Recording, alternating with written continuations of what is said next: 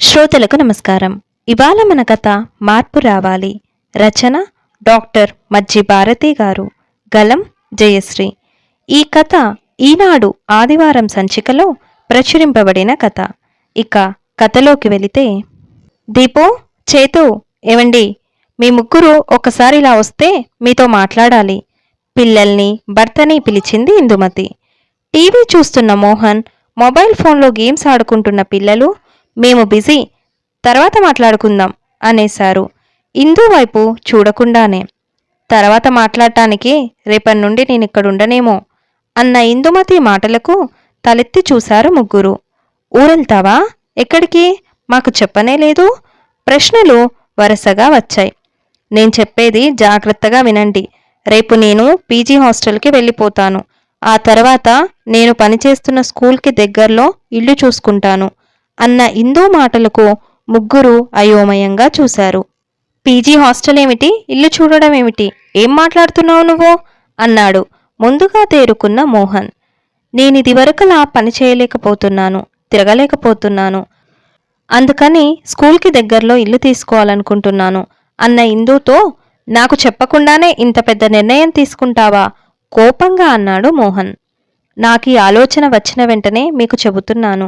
మీరైతే కనీసం నన్ను సంప్రదించకుండానే ఈ ఇల్లు కొన్నారు అన్న ఇందుతో, పిల్లల స్కూల్కి నా ఆఫీస్కి దగ్గరని ఈ ఇల్లు తీసుకున్నాను, తప్పేముంది ఇందులో సమర్థించుకున్నాడు మోహన్.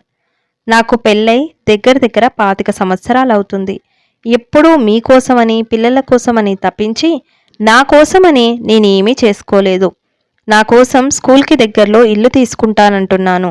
అందులో కోపం తెచ్చుకోవాల్సిన విషయమేముంది? సీరియస్గా అడిగింది ఇందు.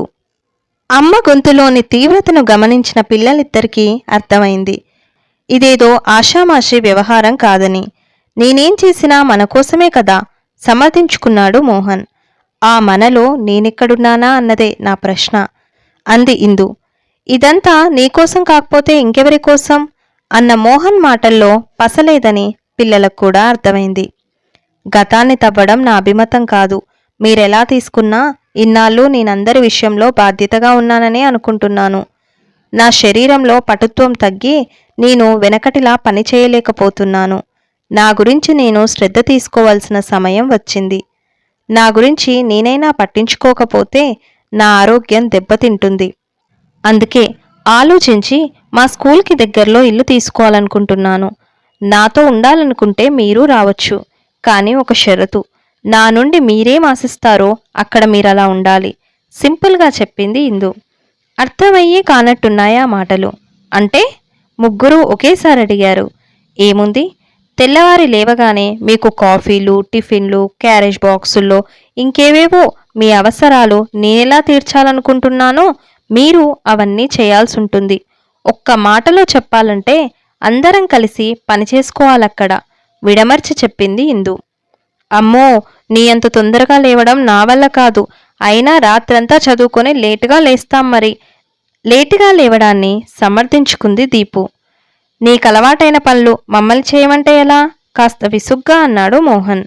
అది కాదమ్మా, మాకలవాటు లేని పనులు. అదీ కాక నువ్వైతే ఏ పనైనా బాగా చేస్తావు ఆలోచనగా అన్నాడు చైతన్య. చేస్తుంటే అదే అలవాటవుతుంది. బాధగా చిన్న నవ్వు నవ్వింది ఇందు.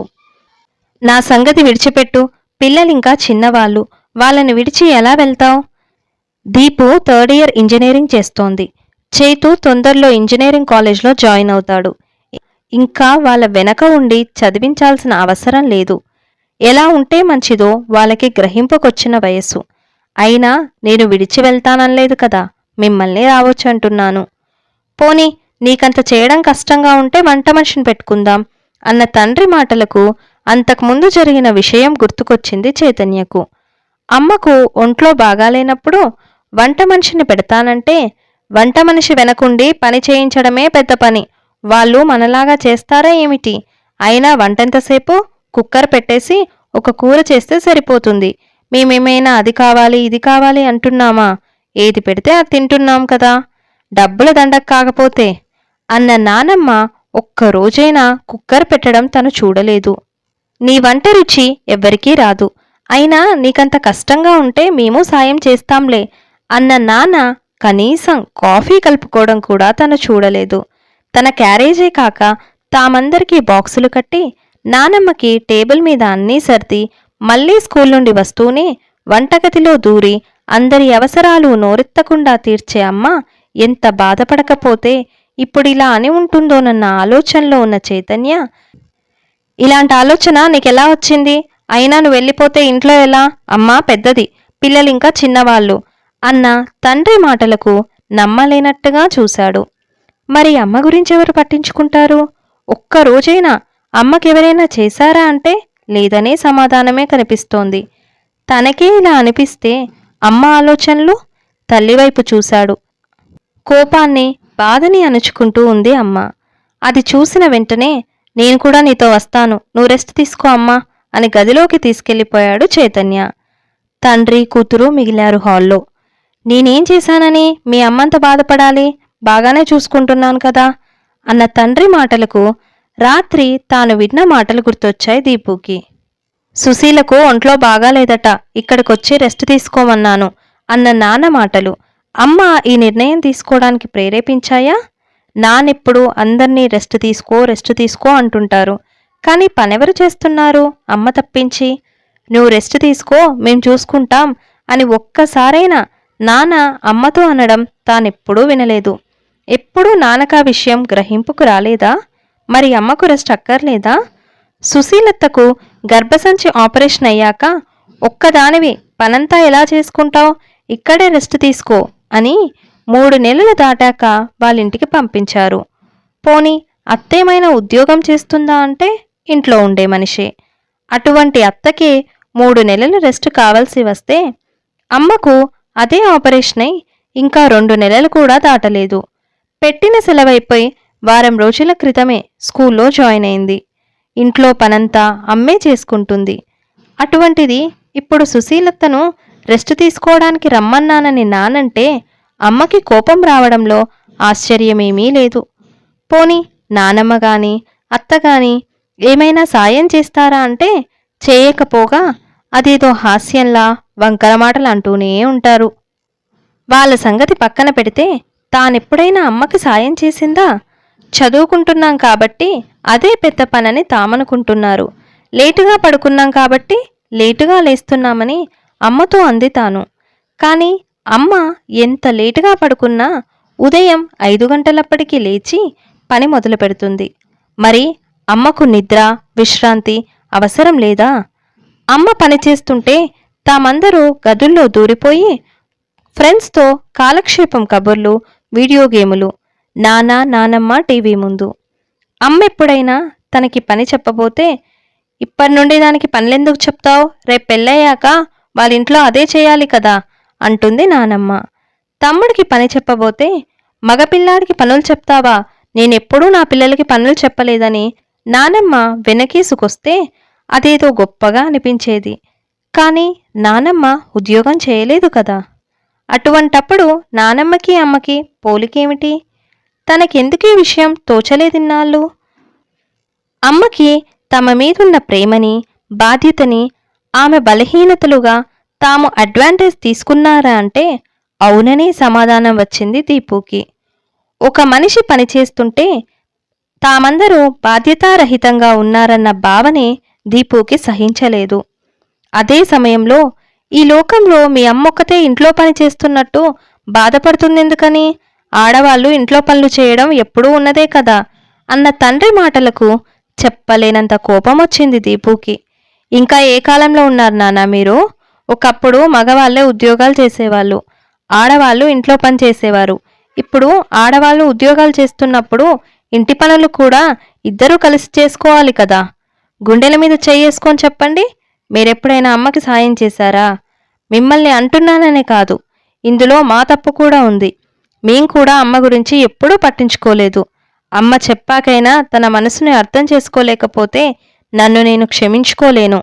నా పెళ్ళయ్యాక నేను కూడా అమ్మలాగే ఉద్యోగం చేస్తూ అందరూ కూర్చొని కబుర్లు చెప్పుకుంటుంటే ఒక్కదాన్నే పంటి బిగున భరిస్తూ ఇంట్లో పనులు చేయాలంటే నా వల్ల కాదు. అందుకే నేను కూడా అమ్మతో వెళ్తాను అనేసి గదిలోకెళ్ళిపోయింది. హాల్లో ఒంటరిగా మిగిలిపోయాడు మోహన్. ఇందు కుటుంబానికి ఏమీ చేయలేదని తాననలేదు. అలాగని ఆమెతో పాటు బాధ్యతలు పంచుకోవాలంటే అలవాటు లేని పని. కూతురు కూడా అంత మాటన్నాక నిజమే అనిపిస్తుంది. ఇంట్లో పనంతా ఇందుయే చేసుకుంటుంది. పిల్లల్ని తానే చదివిస్తుంది. అమ్మని, తనింటికి వచ్చిన చెల్లెలని చూసుకుంటుంది. తాను సాయం చేయకపోగా కనీసం మెచ్చుకుంటూ అయినా ఒక్కరోజు కూడా మాట్లాడలేదు.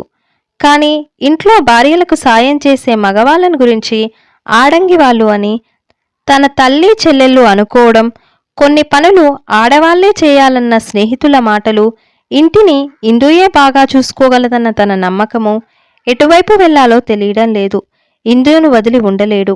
అలాగని ఇందుతో సమానంగా వంటగదిలో పని చెయ్యనూ లేడు. చిన్న చెల్లి దగ్గరికి వెళ్ళిన అమ్మ వస్తే ఏం చెప్పాలి? భార్య నీ మాట వినేట్టు చేసుకోలేవా అని అడుగుతుంది. సమస్యకు పరిష్కారం ఏమిటో తెలియడం లేదు. తరతరాలుగా జీర్ణించుకుపోయిన మగబుద్ధి, వివేకంతో కూడిన విచక్షణల మధ్య ఇంకా ఊగిసలాడుతూనే ఉంది మోహన్ మనసు. ఇంతలో సుశీల దగ్గర నుండి ఫోన్. అంత దూరం ఒక్కదానివే ఎలా వెళ్తావు? నేనొచ్చి దింపుతానన్నారాయన. అందుకే 2 రోజులు పోయాక వస్తానని. ఏం చేయాలో పాలుపోక చిన్నప్పటి తన క్లాస్మేట్, ఇందు కొలీగ్ అయిన శ్రావణి దగ్గరికి వెళ్ళాడు. ఫోన్ చేయడమే కాని తాను ఇంటి నుండి వచ్చి 4 రోజులైనా తన దగ్గరికి రాలేదు మోహన్.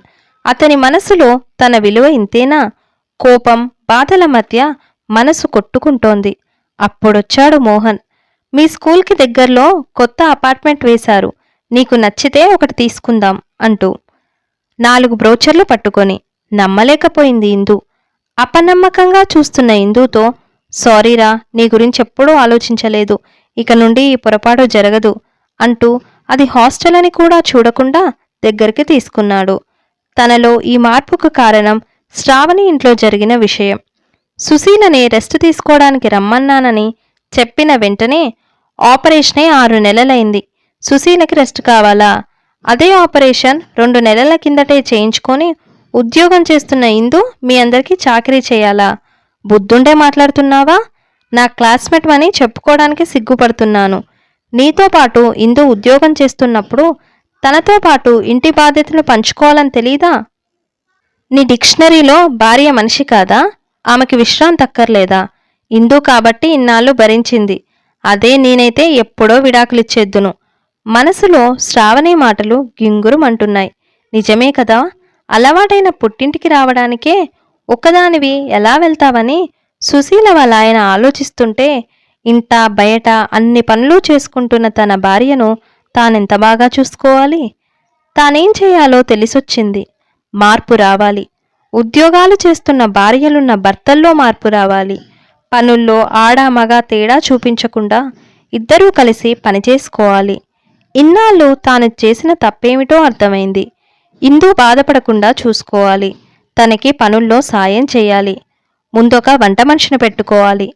ఇందుకి ఎలాంటి కష్టం కలగకుండా చూసుకోవాలి. అంతే. ఈ ఆలోచన వచ్చిన వెంటనే స్కూల్కి దగ్గరలో కొనుక్కోవడానికి ఇల్లేమైనా ఉన్నాయేమో కనుక్కొని ఇందు ముందు వాలిపోయాడు మోహన్. ఇంతటితో జయశ్రీ వినిపించిన డాక్టర్ మజ్జి భారతి గారి కథ మార్పు రావాలి సమాప్తం. ఈ వీడియో మీకు నచ్చినట్లయితే లైక్ చేయండి, షేర్ చేయండి, కమెంట్ చేయండి.